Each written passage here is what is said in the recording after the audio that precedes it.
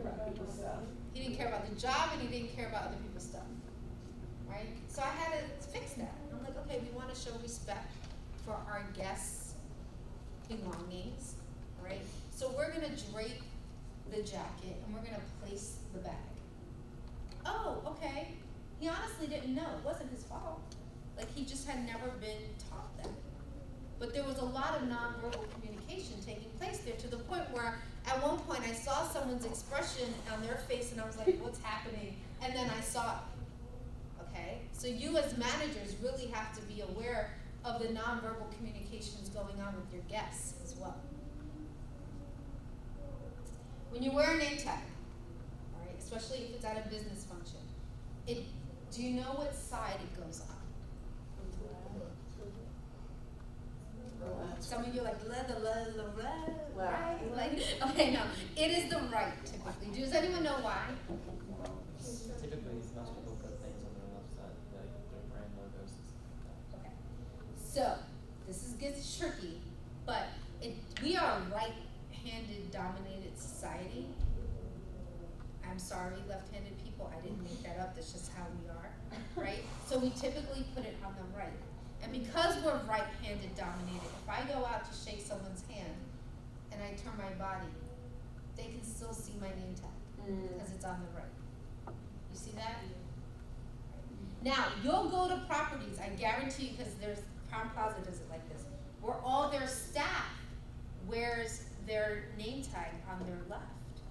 And my students were like, but wait, you told us, but think about it. Are they going around shaking everybody's hands? No. They're there to do a job and make sure that people know their name. But that's that company, corporate policy that's written in their standard operating procedures. So just remember, name tag on the right. Right? Why? Because when you shake hands, you can still see it. Because usually when you shake hands and you lean in, you're turning your body. Now if you turn your body a little, then they can't see it. Okay? So it goes on the right. Dining etiquette. Woo! All right, so lucky for you in this class, you get to participate in a dining etiquette session where you sit down and you actually eat a meal together. Okay? This is very unique for you guys. IHG students who go with me, you will be covering this as well. All right? But I'm going to give you just a little bit of overview, just so you know, especially if you have an interview coming up. And a lot of our interviews are in a F&B setting. Like, they'll have you come in when the restaurants come, and they'll be like, oh, let's come on in and talk, and you have to sit there. No, let's grab a bite. All right? So there'll be a lot of stuff on the table sometimes. There'll be a full formal placement, right? The rule of thumb is work from the outside to inside, okay? So for my first course, if it's soup, I'm going to use the soup spoon, which is usually larger in size, okay? If it's a salad that's first course, I'm going to use my salad fork. All right, so just work from the outside in, all right? They'll have different glasses, and if you take the wine and spirits class, you'll learn a lot about this too. But there's different size glasses. The water goblet is typically the largest, okay? Your red wine glass and white wine glass will look differently. Your red wine glass is usually a wider base at the bottom so that it breathes differently than your white wine glass. And I'm not going to go into F&B history or food and beverage science right now. That's why they design things like this, okay? But I do want you to just know what you'll have on your table.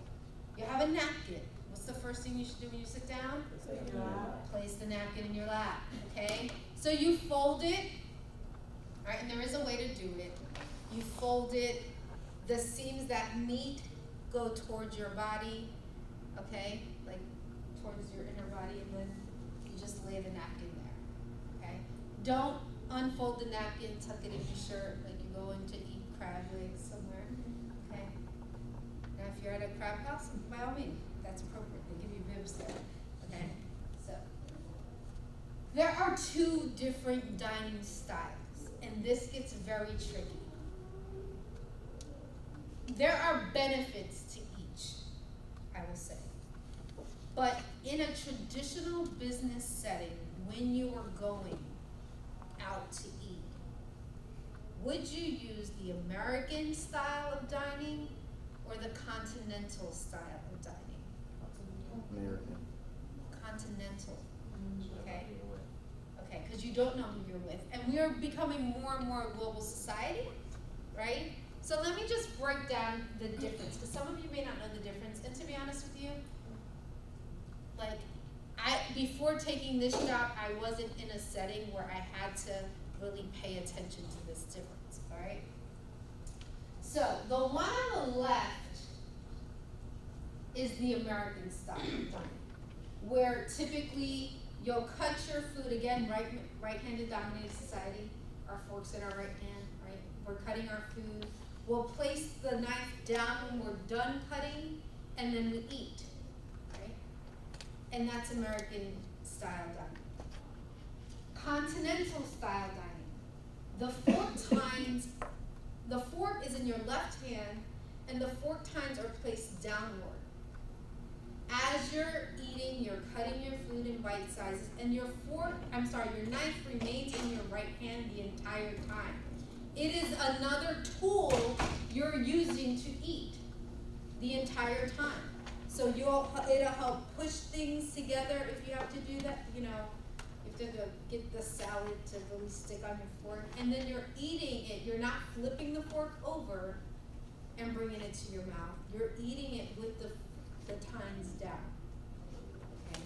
What I love about the continental style of dining is you eat slower. Why is eating slower better for business situations? It lasts longer. More time. More time to talk, the meeting will last longer. Okay? This takes practice, guys, gals. Right? It takes practice. I wasn't really good at it when I started. Alright? I was fumbling, I was dropping my fork, like it was pretty bad. Okay? So just practice this. And you'll see that you'll eat slower as a result. But that's a good thing, right? No matter which style you use, I really want you to make sure that you're cutting your food as you eat it. Let me explain more. We are not toddlers where we have to cut up our whole meal, right, in bite-sized pieces, and then it's all cut up on our, I see students doing that. I've seen I've seen people in leadership positions do this too, and it blows my mind. Well, what are they doing? Okay? That is not professional etiquette. All right, so you want that piece of chicken, you're gonna cut that piece of chicken, you're gonna eat that piece of chicken. When you want another piece of chicken, you're gonna cut that little piece of chicken, and you're gonna do it again. All right, that's slowing down the process. You do not sit there and cut your whole meal up, and then like, okay, now I'm ready to eat. What are you gonna do if it's all cut up already? You're gonna eat it that much faster. And then it looks like you're scarfing down your food, right? And that's not part of your professional image that you wanna project. It's tricky because we weren't brought up doing this continental style. We were brought up doing the American style. Right? Any questions on it? Lucky for you, you get a dining etiquette, like you sit down with real food to practice, which is, it's pretty cool. Like you're gonna learn things like when you eat soup, you don't scoop the soup towards you and eat it, right? Why? Because you're more likely to splash something on you. You take the soup spoon, you put it in the bowl, and you scoop away from you. You kind of clean off the bottom of the spoon against the side of the bowl, and then you bring it to your mouth. Little things that are really intended to keep you from embarrassing yourselves, right? So all these little intricate things can make a difference. When you're done with your napkin, where should it go? Yes? It's folded up and it's put on top of that, so it's just not. You put it on the side of your plate.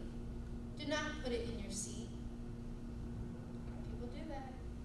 I've seen it. I see it at every IHG breakfast that I go to. When we leave this hotel, it drives me nuts. Okay? One year I actually took pictures of like how bad the food was left.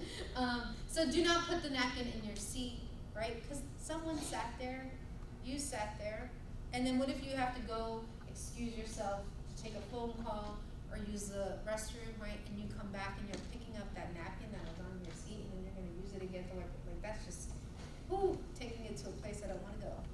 All right. So yes, just fold it neatly, put it on the side of your plate, and then when you need to come back to it, it's there. All right. And you're not using the napkin like like a toddler, like where you're wiping the whole mouth.